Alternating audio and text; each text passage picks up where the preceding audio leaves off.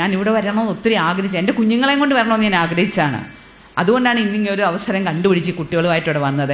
ഇവർ വന്നോണ്ട് തന്നെ പറഞ്ഞു, നമുക്ക് അച്ഛൻ്റെ അമ്മയുടെയൊക്കെ സംസാരിക്കണ്ടേ, അവരുമായിട്ട് ഞങ്ങൾക്ക് കാര്യങ്ങൾ പറയണോ, അവർ പറയുന്ന കഥ ഞങ്ങൾക്ക് കേൾക്കണമെന്നൊക്കെ പറഞ്ഞു.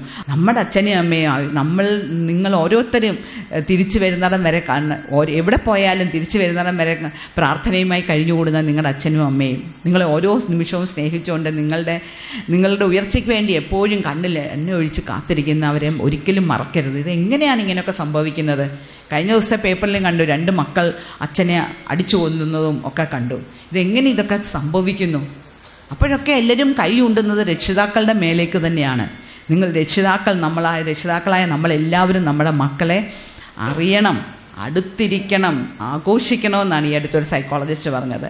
നമ്മൾ അവരെ അറിയണം. മക്കൾ ആരാണ്, അവരെന്ത് ചെയ്യുന്നു, എങ്ങനെ ചെയ്യുന്നു, അവരുടെ ബാഗിനകത്ത് എന്താണ് ഇരിക്കുന്നത്, അവർ രാത്രിക്ക് ഉറങ്ങുകയാണോ, എന്താണെന്നുള്ളത് നമ്മൾ മനസ്സിലാക്കണം.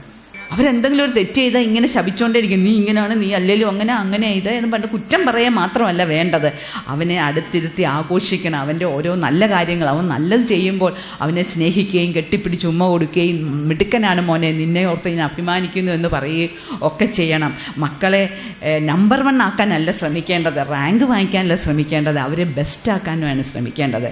എൻ്റെ മകനെ നീ ബെസ്റ്റ് ആകണം, അങ്ങനെ പറയുന്ന എത്ര അമ്മമാരുണ്ട്. 1 മാർക്ക് കുറഞ്ഞെങ്കിൽ ബഹളമാണ് വീട്ടിൽ. അങ്ങനെയല്ല, നമ്മൾ അവരെ ബെസ്റ്റ് ആക്കാൻ വേണ്ടിയാണ് ശ്രമിക്കേണ്ടത്. എങ്കിൽ മാത്രമേ ഈ സമൂഹം രക്ഷപ്പെടുകയുള്ളൂ എന്നാണ് എനിക്ക് പറയാനുള്ളത്.